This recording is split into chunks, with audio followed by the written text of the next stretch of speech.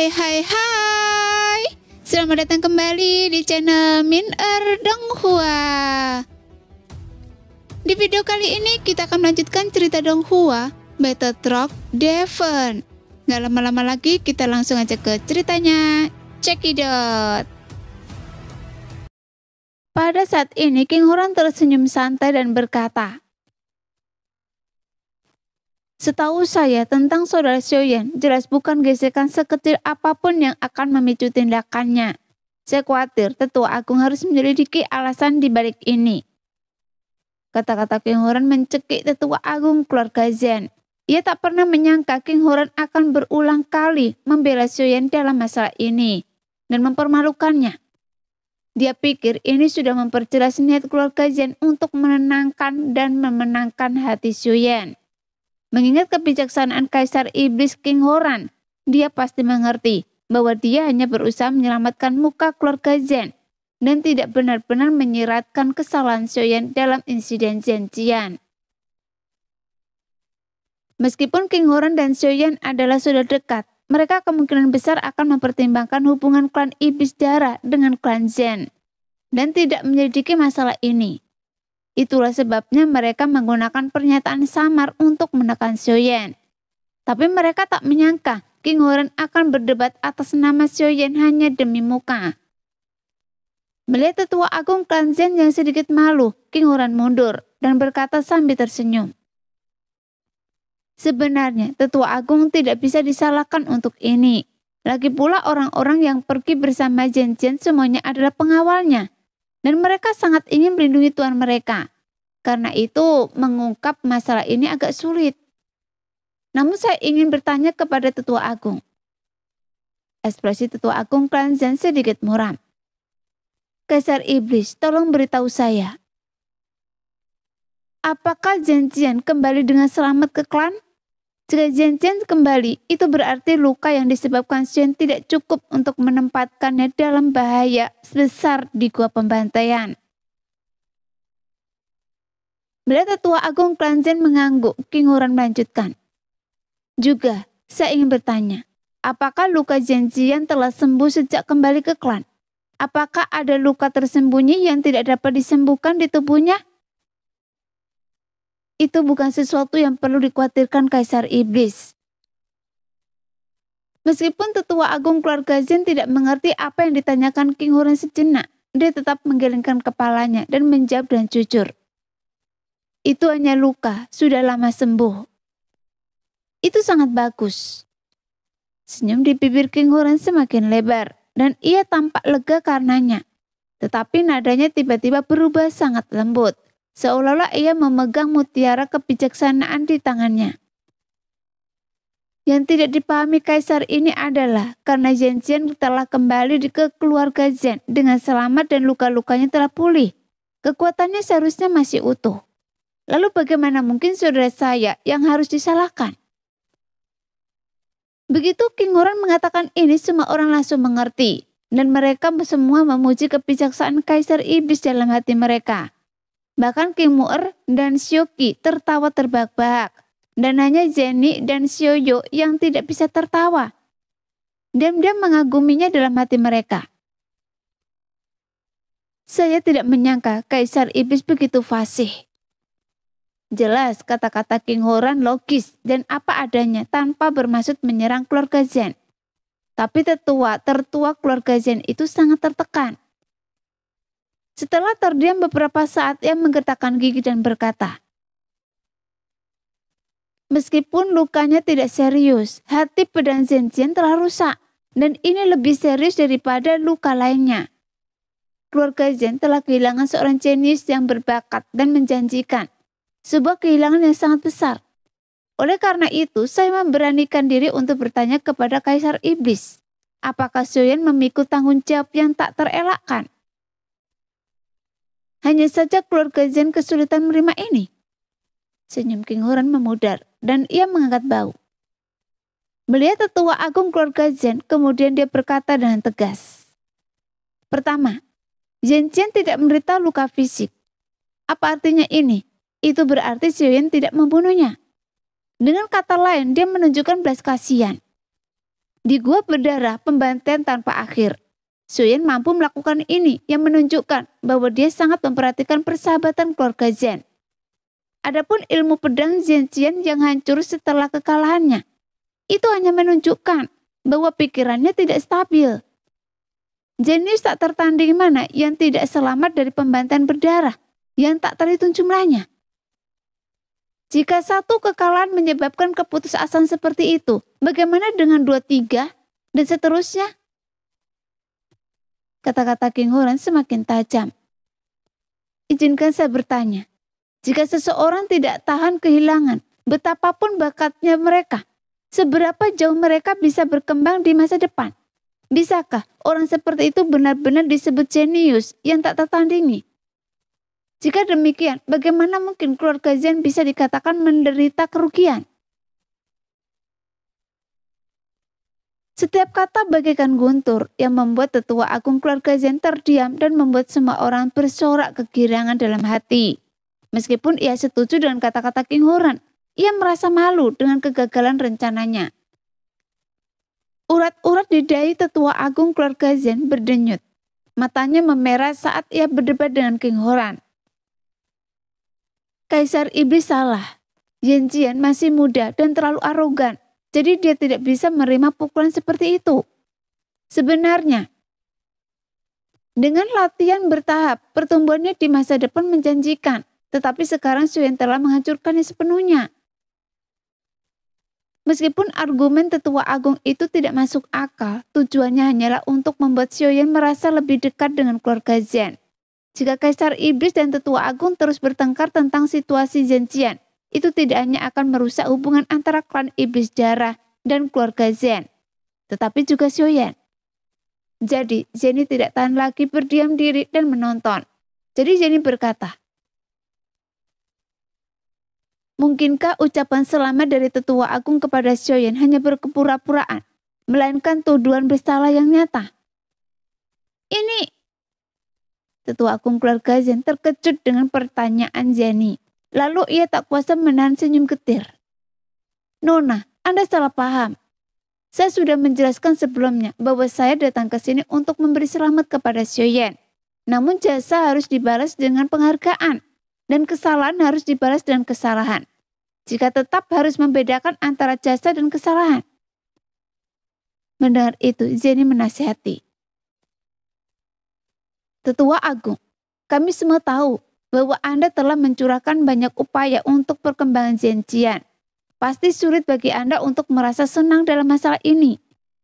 Tapi bagaimanapun juga ini sudah terjadi. Apa gunanya berdebat tentang benar dan salah? Melihat tetua agung tampak sedang memikirkan sesuatu, Zhenny melanjutkan. Lagi pula, ini juga kesempatan bagi Zhenjian. Jika dia bisa mengatasi iblis dalam dirinya, dia akan terlahir kembali. Dan potensi masa depannya tak terbatas. Tapi jika dia tidak berhasil, betapapun besarnya penyesalan kita, tidak ada gunanya kita merusak hubungan kita. Tetua Agung, apakah Anda setuju? Tetua Agung keluarga Zhen menatap Zhenny, hatinya bergejolak. Dilihat dari situasinya, rasanya mustahil untuk membebaskan Xiaoyan dari insiden Zhenjian. Tapi lebih baik dia lupakan. Dia baru saja berdebat sengit untuk waktu yang lama. Bagaimana mungkin dia kehilangan muka? Saat ini, dia tidak bisa menahan diri untuk melirik King Huran. Ragu apakah dia ingin mendengar penjelasan King Huran lebih lanjut atau berharap King Huran memberinya kesempatan lagi. Tapi bagaimana mungkin King Huran tidak mengerti niat tetua agung keluarga Zhen? Jika itu dia mungkin akan mencari kesempatan untuk mundur. Namun King Huran tidak menunjukkan aura kemenangan, tetapi berkata dengan wajah lembut. Tetua Agung, bagaimana kalau mendengarkan Kaisar ini? Kaisar Iblis, tolong bicara. Tetua Agung keluarga Zhen menegakkan tubuh. Ini seharusnya tidak dikatakan di depan mereka, tetapi karena kita semua di sini, tidak apa-apa. King Huran menyesap tehnya dengan santai sebelum berkata. Tetua Agung, anggap saja Zhenjian adalah seorang jenius yang tak tertandingi. Tapi bagaimana menurut Anda tentang Zhenjian? Seorang jenius yang tak tertandingi dibandingkan dengan Xiaoyan. seorang jenius yang tak tertandingi. Mengenai Zhenjian, keluarga Zhen kehilangan seorang jenius yang konon tak tertandingi, tetapi mendapatkan seorang jenius sejati. Saya yakin Kaisar Manusia dan Tetua Agung tidak memahami untung rugi yang terlibat. Jelas, pernyataan ini sangat jelas. Jika keluarga Zhen bersikeras membahas masalah Zhenjian, itu tidak hanya akan sia-sia, tetapi juga akan memancing kebencian Xiaoyan terhadap keluarga Zhen, yang berpotensi menghancurkan keluarga tersebut. Jadi Tetua Agung keluarga Zhen mendengarkan dengan seksama. Matanya setenang kegenangan air gelap. Namun, semua kekeras kepalaannya telah sirna. Setelah pura-pura merenung sejenak, senyum cepat tersungging di wajahnya, dan dia berkata, kata-kata Kaisar Iblis sama dengan kata-kata patriark. Alasan saya menyinggung masalah Zhenjian hanyalah untuk mengingatkan Xiaoyan agar tidak bertindak gegabah di masa depan. Lagi pula, dia sekarang adalah kepala klan. Melihat semua orang tertawa diam-diam, Tetua Agung keluarga Zhen merasa wajahnya memerah. Setelah terbatuk canggung 2 kali, ia berkata kepada Xiaoyan, Xiaoyan, Anda telah memenangkan kehormatan untuk keluarga Zhen kali ini.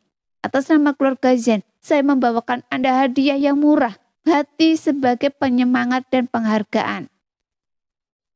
Hadiah yang murah hati? Apakah akhirnya sampai pada titik ini?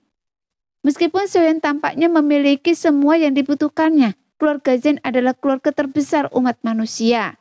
Hal baik apa yang akan diberikan Kaisar Manusia? Mata semua orang mulai memanas, terutama Xiaoyu. Air mata mengalir di matanya. Kapan keluarga Xiao menerima penegasan seperti itu dari kepala keluarga Zhen? Melihat semua orang penasaran dan memperhatikannya, Tetua Agung keluarga Zhen tak kuasa menahan rasa bangga di hatinya dan bertanya kepada Xiaoyan sambil tersenyum. Xiaoyan, kenapa Anda tidak menebaknya? Xiaoyan terkejut. Tetua Agung keluarga Zhen akan menanyakan pertanyaan ini. Setelah berpikir keras sejenak, ia menjawab dengan wajah getir. Ini, maafkan saya yang lamban. Saya benar-benar tidak bisa menebaknya. Tetua Agung keluarga Zhen yang belum pernah menang tampak semakin sombong. Kemudian dia tersenyum dan berkata, kalau begitu saya akan bicara terus terang. Patriark tahu, meskipun kekuatan Xiao Mansion secara keseluruhan tidak terlalu kuat, tapi kalian memiliki dana yang cukup dan diperlengkapi dengan baik untuk menangani sumber daya apapun yang dapat dibeli dengan uang. Oleh karena itu, Tetua Agung keluarga Zhen sengaja berhenti sejenak di titik ini. Perlahan-lahan membuat penonton tetap tegang. Ketika ia merasa penonton sudah cukup tergugah, ia melanjutkan. Saya ingin tahu apa pendapat semua orang tentang wilayah Disho. Disho? Tetua Agung, apakah Anda mengusulkan agar Disho diserahkan kepada klan Xiao saya sebagai wilayah? Mata Xiaoyu tiba-tiba berbinar. Meskipun seluruh Disho sekarang berada dalam kepemilikan klan Xiao, wilayah itu belum diakui oleh berbagai faksi di benua Dodi, terutama keluarga Zhen. Setidaknya secara resmi, Disho tidak bisa dianggap sebagai wilayah klan Xiao. Dan hadiah dari keluarga Zhen ini merupakan hadiah yang sangat berarti. Jadi bayangan klan Xiao akhirnya memiliki wilayah yang benar-benar milik mereka sendiri pun muncul di benak mereka. Xiaoyu tak kuasa lagi menahan air mata yang menggenang di matanya, yang mengalir deras di wajahnya yang berkeriput. Sehingga rasa memiliki terhadap klan Zhen semakin kuat, dan ia buru-buru mendesak. Xiaoyan, mengapa Anda tidak segera berterima kasih kepada Tetua Agung dan Patriark? Namun Xiaoyan, King Horan, Zhenny Lesalong serta Xiaozan, Nan Erming, Jiying, dan Feng Feng semuanya sedikit mengernyit. Karena hadiah dari klan Zhen mungkin tampak substansial, tetapi bagaimanapun juga, klan Xiao sekarang secara efektif mengendalikan negara kekaisaran. Sebuah posisi yang tidak mereka sumbangkan sedikit pun sebelumnya. Jika menggunakan ini sebagai hadiah untuk memenangkan hati Xiaoyan, itu hanya terasa seperti tipuan. Dan ketulusan klan Zhen pun terasa kurang. Melihat Xiaoyan yang tidak berterima kasih dan merasakan makna yang tak terjelaskan di mata Jenny, Lei Salong, dan King Horan, tetua agung, keluarga Zen pun mengerti. Ia tak bisa menahan diri untuk mengagumi pemahaman dan penilaian Zen Pufan terhadap Xiao Mansion. Sambil tersenyum tipis, ia segera meninggikan suaranya. Tentu saja, jika ini satu-satunya hadiah untuk kejeniusan tak tertandingi dari klan Zen dan Xiao kita, itu pasti akan membuat orang-orang memandang rendah kita. Dan itu tidak akan cukup untuk mengungkapkan rasa hormat kita kepada klan Xiao. Jenny, Lei Salong, King Horan, dan yang lainnya akhirnya tersenyum. Dan bibir Xiaoyan sedikit melengkung. Lihat, tetua agung keluarga Zen mengangkat tangannya, memperlihatkan peta benua Dodi. Kemudian dia menunjuk ke titik pertemuan provinsi di Yuan dan di Shou. Disinilah perbatasan di Yuan dan di Shou. Dan ki asal kaisar jauh lebih melimpah daripada di Shou. Terlebih lagi, tempat ini wajib dilewati untuk masuk dan keluar negara kekaisaran. Tempat ini dapat digunakan untuk menyerang maupun bertahan. Jika klan Xiao mengambil alih tanah ini, seberapa besar manfaatnya bagi klan Xiao? Tetua Agung, apakah maksud Anda tanah ini juga akan dialokasikan untuk klan Xiao saya sebagai wilayah? Nada suara Xiaoyan sedikit bergetar, dan bahkan ucapannya tanpa sadar menjadi hormat.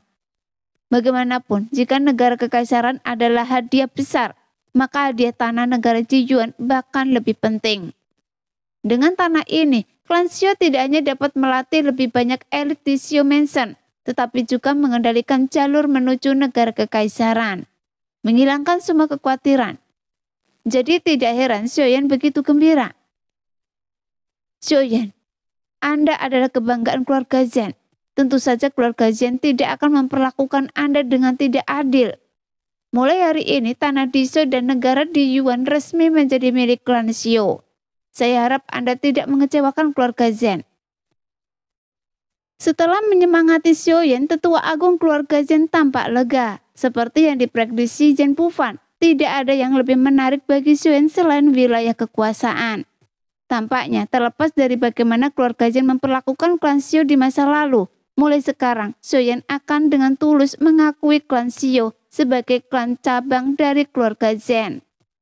Dan secara bertahap mengembangkan rasa memiliki terhadap keluarga Zen. Karenanya itu yang dibutuhkan.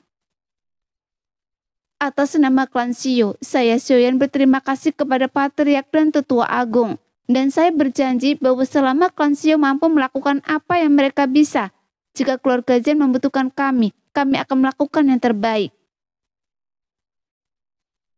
Sambil menahan rasa girangnya dan menatap Xiaoyu yang sudah menangis, Xiaoyan tahu bahwa dia harus dan akan bersedia menerima persahabatan dari keluarga Zen ini.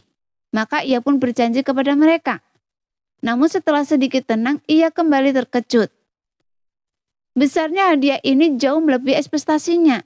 Terlepas dari kehebatannya, ia tetaplah individu yang rendah. Di benua Dodi, tempat kekuatan berkuasa, ia tak habis pikir mengapa keluarga Zen yang terpandang begitu menghargainya. King Horan, Jenny dan yang lainnya segera menyadari hal ini. Tatapan mereka dipenuhi kebingungan. Seolah ingin menghilangkan kebingungan mereka, tetua agung keluarga Zen menoleh ke Jenny. Matanya dipenuhi rasa sayang. Nah, tanah ini diberikan kepada klan Xiao sebagai tanda penghargaan keluarga Zen kepada Xiaoyan. Kedua, sang patriark khawatir putri sulung akan kesulitan beradaptasi dengan negara kekaisaran saat ia mengurus urusan keluarga Xiao. Jadi ini tempat tinggal Anda. Mendengar ini, raut wajah semua orang tiba-tiba menjadi cerah.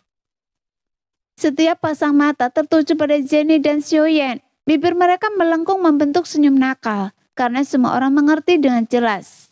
Meskipun kepala keluarga Zen mungkin tampak patah hati atas putrinya, pada kenyataannya kekuatan dan bakat Xiaoyan yang ditunjukkan telah mengubah sikapnya terhadap hubungan dengan Jenny secara mendalam.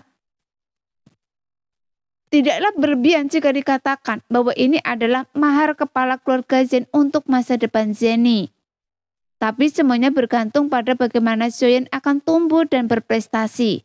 Jika semua orang mengerti, bagaimana mungkin seseorang secerdas Jenny tidak mengerti? Jadi rona merah tipis merayap di pipinya, semakin mempertegas wajahnya yang sudah menawan. Tak berani menatap Xiaoyan, Jenny segera menenangkan kegembiraannya dan berterima kasih kepada tetua agung keluarga Zhen. Terima kasih tetua agung. Tolong juga ucapkan terima kasih kepada ayah saya atas nama saya. Sangat cantik. Meskipun Xiaoyan terbiasa dengan kecantikan Jenny, ia tak kuasa menahan diri untuk tidak menatapnya kosong. Rasa malu dan daya tarik Jenny yang tak terandingi membuatnya lupa bahwa ada begitu banyak orang di sekitarnya. Namun saat ia hanya menatap Jenny terpaku. Untungnya perhatian semua orang tertuju pada Jenny saat ini. Kalau tidak, Xiaoyan pasti akan malu. Tetua tertua keluarga Zhen mengangguk pelan. Matanya penuh harap dan dua bertanya dengan nada menggoda. Hanya itu. Jenny merutkan bibir berpikir sejenak lalu membuka bibirnya. Juga tolong beritahu ayah saya bahwa saya akan berusaha meluangkan waktu untuk mengunjungi nanti. Kemudian dengan rayuan genit yang jarang ia tunjukkan, ia menambahkan. Dan tentu saja tetua agung yang paling saya sayangi.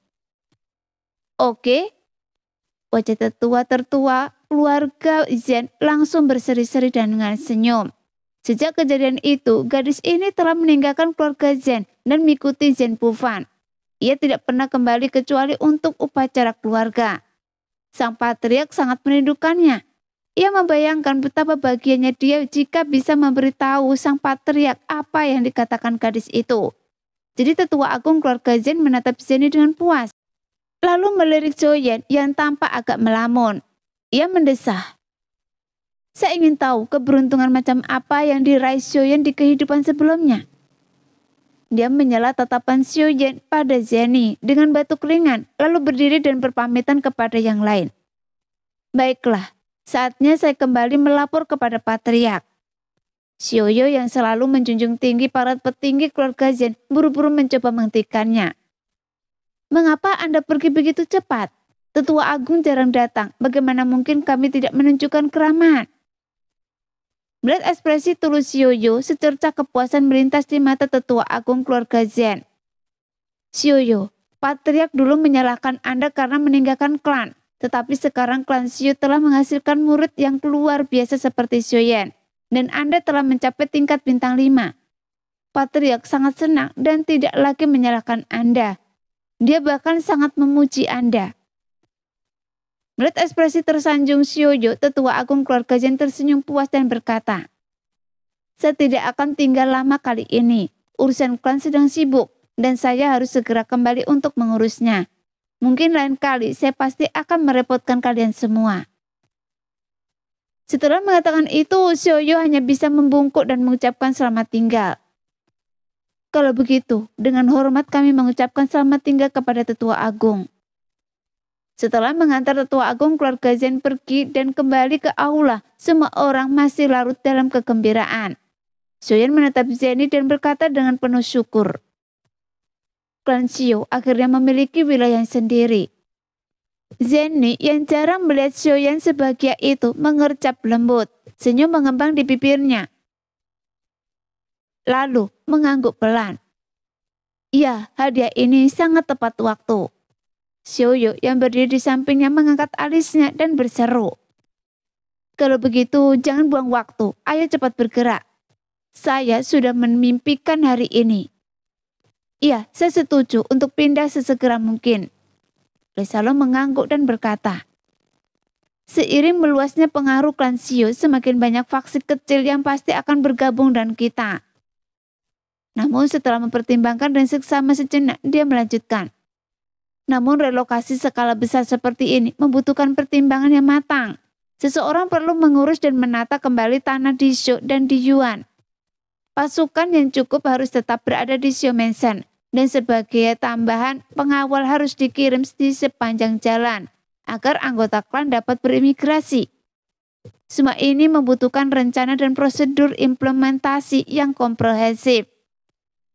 Semua orang mengangguk, setuju. Jenny terkekeh dan berkata, Lesalong benar, haruskah kita memilih seorang pemimpin umum? Tentu saja. Tetapan Sioyan menyapu kerumunan, akhirnya tertuju pada Sioyo. Saya rasa itu pasti leluhur kita. Hah? Sioyo tertegun, semua orang mengangguk setuju. Bagaimana mungkin? Melihat semua orang setuju, Sioyo menjadi sedikit cemas. Dalam hal bakat dan manajemen, ada banyak orang di sini yang lebih baik dari saya. Bagaimana mungkin tanggung jawab seberat itu dipercayakan kepada saya? Yani tersenyum dan berkata, masalah ini membutuhkan kepemimpinan seseorang yang akrab dengan negara kekaisaran dan memiliki prestise yang cukup besar di dalamnya. Ini akan memastikan tidak ada yang salah. Siapa lagi orang itu kalau bukan leluhur kita? Oleh karena itu, pastilah leluhur kita. Melihat Sioyo membuka mulutnya seolah hendak menolak, Sioyan menyemangatinya. Leluhur, Anda berpengalaman dan bijaksana. Pembangunan wilayah klan Sio sangat penting bagi Anda. Lagi pula, jika Anda sesuatu yang tidak bisa Anda putuskan atau ada masalah yang Anda hadapi, bukankah Anda punya Jenny dan Salong untuk membantu Anda? Baiklah, baiklah. Bahkan sebelum tetua agung klan Zen pergi, Sioyo sudah memikirkan banyak sekali ide untuk membangun wilayah klan Sio. Ia selalu bermimpi untuk membangun wilayah klan Sio secara langsung dan menyaksikan kebangkitannya. Namun dengan Jenny dan Lesalo yang selalu berada di Sio Mansion, dia terbiasa mengandalkan mereka. Sekarang setelah memikul tanggung jawab yang begitu berat sendirian, dia khawatir apakah ia bisa melakukannya dengan sempurna. Melihat persetujuan Sioyan segera membuat pengaturan. Setelah rencananya selesai, leluhur akan memilih personelnya. Mengenai hal-hal lainnya, pada detik ini Sioyan menatap Jenny dan Lesalong. Perencanaan yang terperinci jelas bukan keahliannya. Biarkan kami yang mengurus pengaturan spesifiknya. Jenny dan Sioyan saling tersenyum, kelembutan semakin kuat di mata mereka. Rencana migrasi seluruh klan akan disusun oleh saya. Lesalong dan leluhur akan menjadi komando keseluruhan pelaksanaannya. Siojan, Nan Ermi dan yang lainnya akan memimpin pengawalan anggota klan. Sesuai dengan karakternya, Jenny menjabarkan pembagian kerja hanya dalam beberapa kata. Jika semua orang tidak keberatan, kita akan menyelesaikan semua masalah besok dan memulai prosesnya.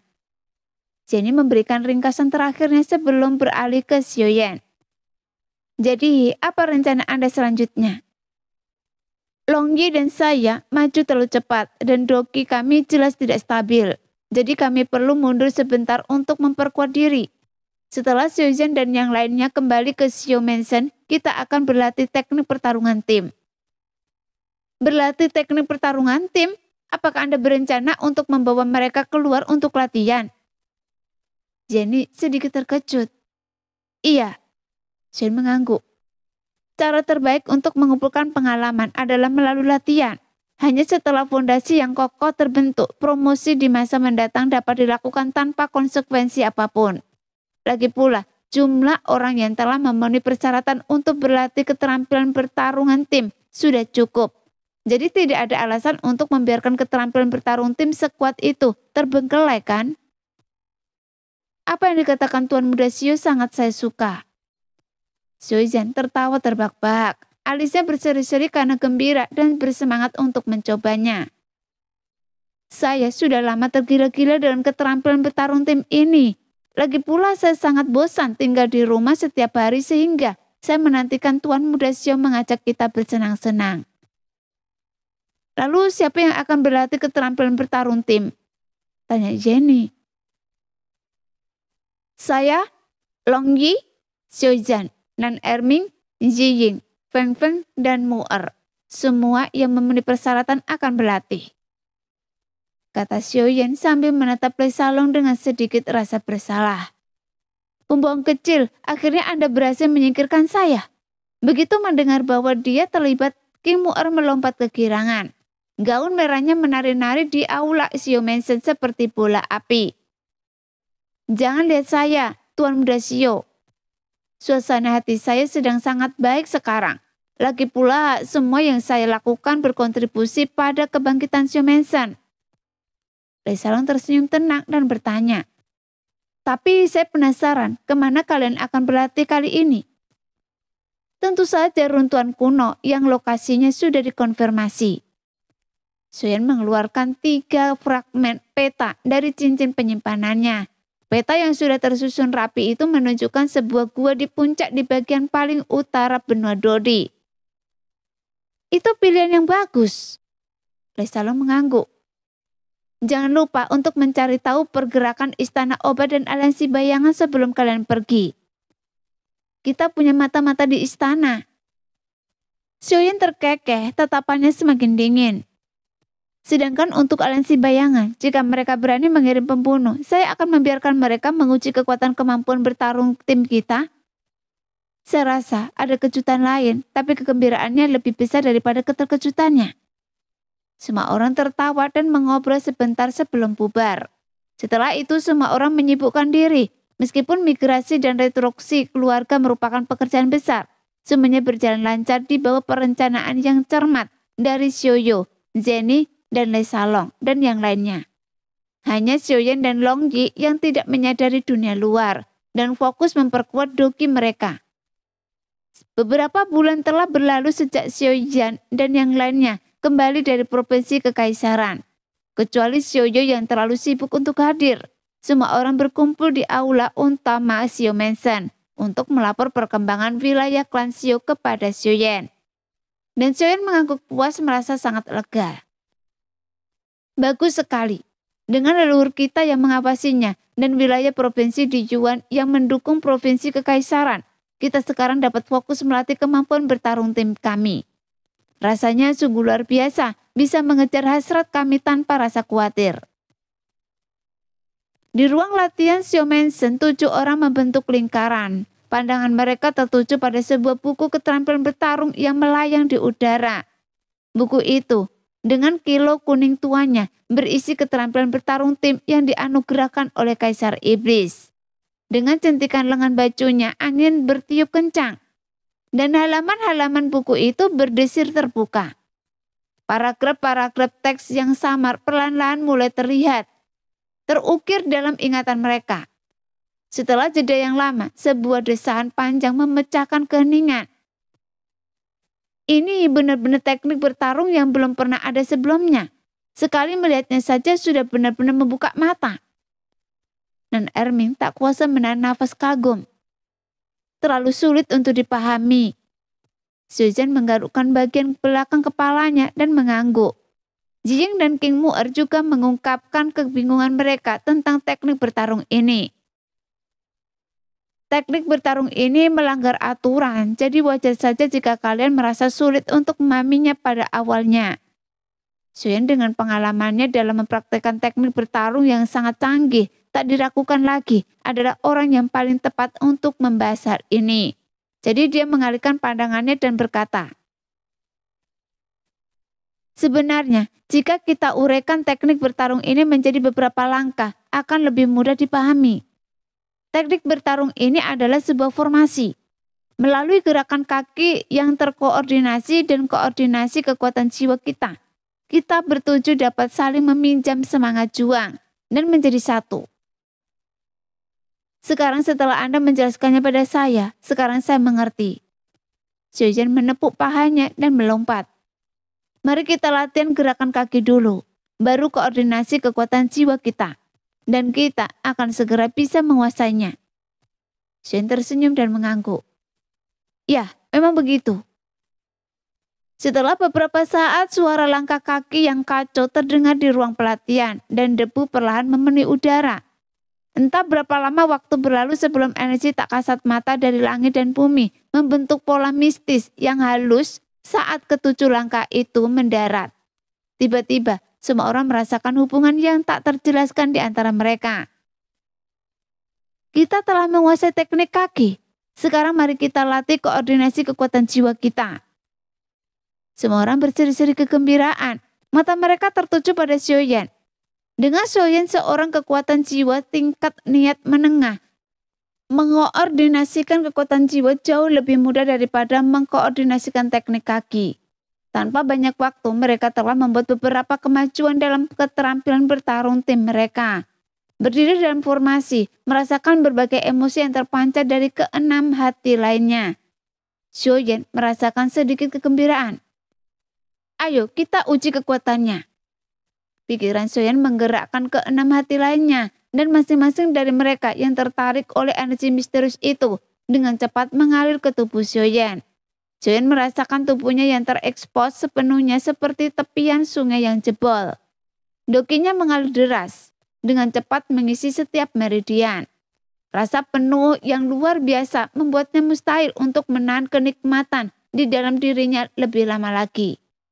Jadi dia mengeluarkan raungan panjang yang menggetarkan langit.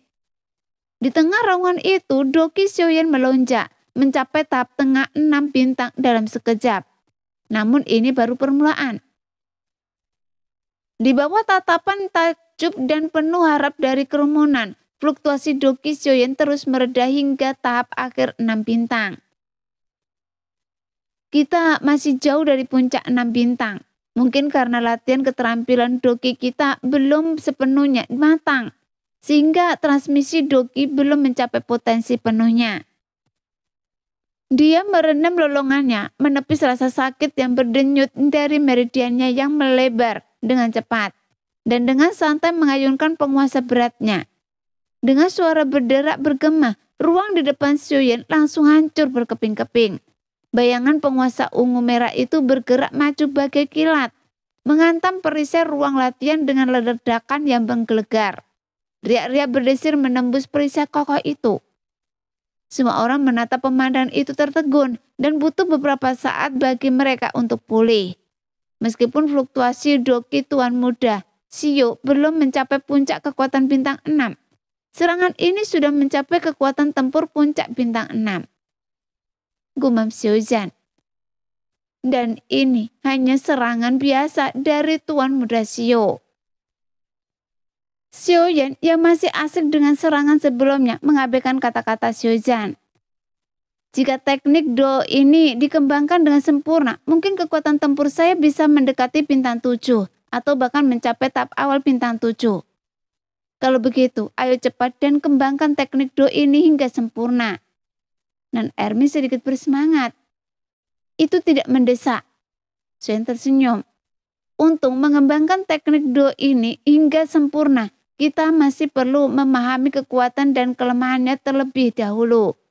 Saya sendiri tidak bisa mengatakannya, jadi biarkan orang lain mencoba. Begitu ia selesai berbicara, pikiran Xiaoyan bergerak, dan Doki di tubuhnya dengan cepat berpindah ke Xiaoyan. Lalu King Mu'er setelah semua orang mencoba, mereka berhenti. Bagaimana? Tanya Xiaoyan. Xiaoyan berpikir sejenak, kemudian dia berkata, kekuatan kelima serangan kita tidak sekuat Tuan Muda Xiao dan Long Yi. Sepertinya peningkatan kekuatan itu berkait dengan fisik orang yang melancarkan serangan. Bukan hanya berkaitan tapi itu faktor yang sangat penting. Nan Erming yang terengah-engah melirik King Mu'er, Zijing dan Feng Feng yang juga terengah-engah. Tubuh kita adalah pembawa Doki. Tuan Muda Xiao, Long Yi dan Xiaoyan semuanya dapat menerima semua Doki yang dipancarkan oleh semua orang, sehingga mereka dapat mengerahkan kekuatan yang lebih besar daripada kita. Di antara kalian bertiga, Long Yi dan Tuan Muda Xiao memiliki fisik yang lebih baik. Karena itu, mereka lebih kuat daripada Xiaoyan. Tapi kami berempat, Zijing, Feng Feng, dan Nona Mu'er, tidak dapat dibandingkan dengan kalian. Kami dapat menerima Doki dalam jumlah besar sekaligus. Meridian kami tidak mampu menahannya. Saat kami menyerang, kami harus menggunakan sebagian kekuatan kami untuk menekan Doki yang mengamuk di tubuh kami. Jadi kami jauh lebih lemah. Nan Erming mengingatkan akan hal ini. Jadi Xiaoyan melirik Zijing dan King Mu'er dengan cemas. Melihat mereka tidak terluka, dia menghela napas lega. Jika kita tidak mengendalikan jumlah Doki yang kita keluarkan, itu bisa merusak meridian kalian.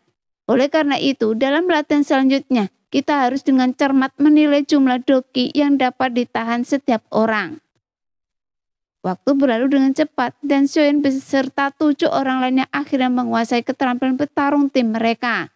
Seperti yang diprediksi Xiaoyan setelah seluruh tim menyalurkan doki mereka sepenuhnya. Xiaoyan memang telah mencapai kekuatan tempur bintang 7 awal. Dengan keterampilan bertarung ini, saya tidak akan takut bahkan jika saya bertemu orang-orang dari Istana Obat atau aliansi bayangan lagi selama latihan ini.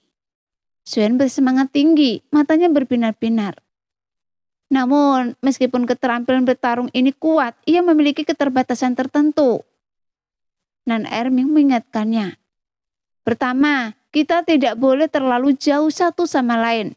Kedua, ia menghabiskan doki dalam jumlah yang signifikan dan tidak dapat dipertahankan. Oleh karena itu, kita tidak boleh menggunakannya sembarangan, kecuali benar-benar diperlukan. Xiaoyan tersenyum. Ini hanyalah kartu truf kita. Kecuali menghadapi bahaya besar, kita tetap harus melakukan apa yang harus kita lakukan. Jika tidak, bagaimana kita bisa mencapai tujuan mengasah keterampilan kita? Apa yang dikatakan Tuan Muda Xiao memang benar. Namun dengan keterampilan bertarung ini, kita bisa menantang lawan yang lebih kuat dari level kita. Setidaknya kita tidak perlu melarikan diri ketika melihat lawan yang tangguh.